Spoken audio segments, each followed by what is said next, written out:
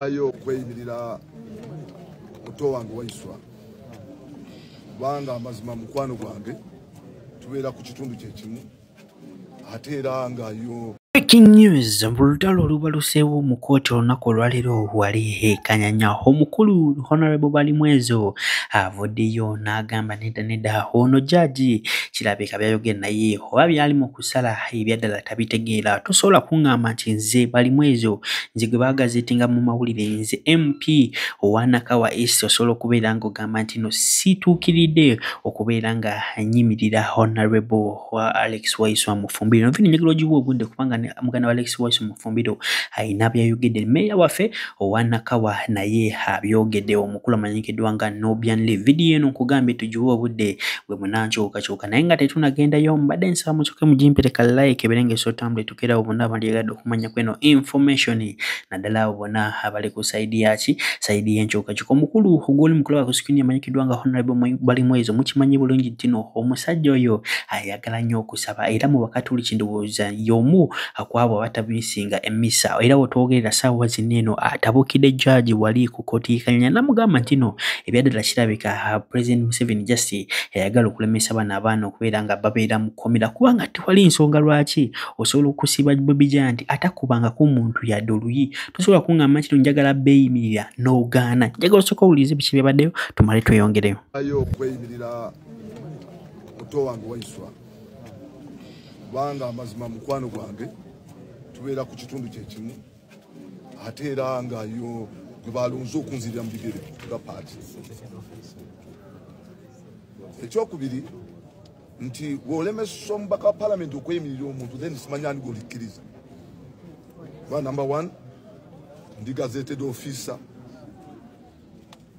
Ekyokubiri ndi mutuuze amanyikiddwa ndi senior resident w'ekitundu Waiswa kyabeeramu nti nandibadde siremesebwa nti olw'okuba sirina blood connection ne mwami Waiswa. Awo kitegeeza nti abatalina baŋŋanda bakufiira mu makomera. Lisitala kyekitegeeza. So tusaba buli muntu afune justice. Waiswa tasaanidde kuba mu kkomera n'abalala tebasaanidde kuba mu kkomera. Bonna nno waliwo abaana abakwatibwa bwana nga muto gwe gwali mulongoogosoose okuyingira kujja ku kitebe. Tony Kaweesa yali tayingiranga ku kitebe ne bamukwata ali mu kkomera abonaabona. Kale n'olw'ensonga ngeeyo nti kyannaku nti abantu basobodde kufuna justice.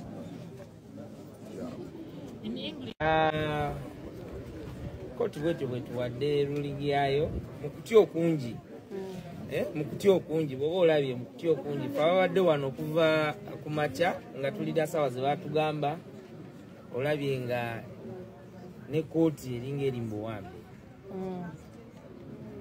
Kakati mu byonna ffe kyetusobola okugamba nti yes, this is a road to freedom. Si nyangu, si byangu nnyo, bijja kubaamu embeera nga eyinza okumalamu amaanyi naye ate ekyamazima tetulina kugwamu ki tetulina kugwamu maanyi. Tulina okutambuza ensonga paka okufuna emirembe. Ndowooza kati eno price gye tulimu kubanga bw'owulidde omulamuzi oba kooti ndowooza bwebaŋŋamba kooti erina beegaanye ng'egamba nti bano bato naye nga baluganda lw'oyo gwe bali beeyimirira ne baayo abakulu naye ate bano abakulu nga Honorable omulambo wa palamenti nti talina kyakola ki kyategeeza kubanga talina relationship naki na muntu oyo gweyimirira. Katolabira ddala nga bambi kooti nayo eri mu buwambe enoonya engeri gy'ebyogeramu tebiraba ne speed gye bakozesezza kubanga bwe tuwulidde nga kooti eyogera olabye ng'emenyaamenya abantu ab'enjawulo naye bw'amaliriza mu kumenyaamenya agenza okulaba ndowooza ng'era mu bashurities alimu bana oba babadde basatu nga bo bayise nga artisti alina abantu baffe kale nga basatu basobola okukola ki okutuwa. Ate bw'agenze eno wansi n'asambinga apugaga nti naye okusinziira ku mbeera eriwo bano bagenda ku interfieringa neki n'okunoonyereza kubagamba nti kumpi kwaggwa beetaaga bwetaazi dates tulabe nti omusango gutandika. Naye Bannayuganda abantu ffenna tetugwamu maanyi. Embeera gye bataddewo balinga nga baagala okufrustratinga process yonna yonna ey'Abaganda bafufuna beera. Bagenda bongezayo state attorney mumulabye ye ebintu simanyi ngeri ki gy'abikolamu, abadde asabye nti mwezi omulala mulamba, naye ate omulamuzi somehow nabeera bit lenient kubanga tulina omu kuba sibe agenda kunominatinga kuba MP oyo muganda waffe Wayiso Mufumbiro. Kati ne basembeza the next hearing on the 22nd guno omwezi gwennyini, which is still a long time away from today. So let's keep our fingers crossed. Tulabe how that day ebintu ebinaatambula. Naye nga tuli hopeful kubanga omusango si gw'amaanyi nnyo just lwakubanga nti basaze okuteekawo mbeera. N'ekirala tulina okujjukira nti omusango gwe babataddeko olunaku lwe bagamba bwe bakola this illegal drilling, Wayiso teyaliiwo, Sauda Madada teyaliiwo, Akireewo teyaliiwo, bantu bangi nnyo abataaliwo naye nga bali ku keesi y'emu. So tusigale nga tugoberera ensonga zino. Funa tiketi zaffe bayozaliza mwena namwe abaliwawo kati mwawangudde ate mwebe nsinga okuyozaliza okubeera makiwano okubeera abantu balamu okukola ekintu ekituufu. Ndi musanyufu ndi musinkanye olwaleero era Deputy President mbadde ntaki naye nange njagadde nnyongere eddoboozi lyange kulirye ng'ogyeko okubayozayoza okubasaba okumanya nti ekyo nga bwe badde nga nkiddingana nti ekibafuula banjawulo wala mwe mulondobeddwamu mukole ekituufu naye ekituufu kitandika nakyakuŋŋaanya bannammwe ne tubeera muntu omu ffenna. So mbasaba ekyo tukikole baganda bange. Then mbasaba mukwatagane, manyi mwinamu ne mfumu abatali makangu guno takwatagana nono n'abadde ttiimu gundi n'abadde ttiimu gundi. Kati tuli NUP, tuli team NUP, tuli team New Uganda, tuli team Kyagulanyi. Munzikirize bannange nfuna omukisa nange okutekinga pride nti nabagatta newankubadde mwe munaba mukikoze okwegatta mukwatagane kubanga gali awamu gegali munyamala. So please unite, connect and let us work together. China akola bubi nnyo okulaba nti ate waliwo n'akolera okusuula ono oba ono agamba wakiri mune wayitamu etc. Ebyo bannange mubyewale, tutambulire wamu, tukolaganire wamu, tuwangulire wamu ffenna. Ate the main mission is to take power and we shall take power. So njagala nnyo preparing your mind for that.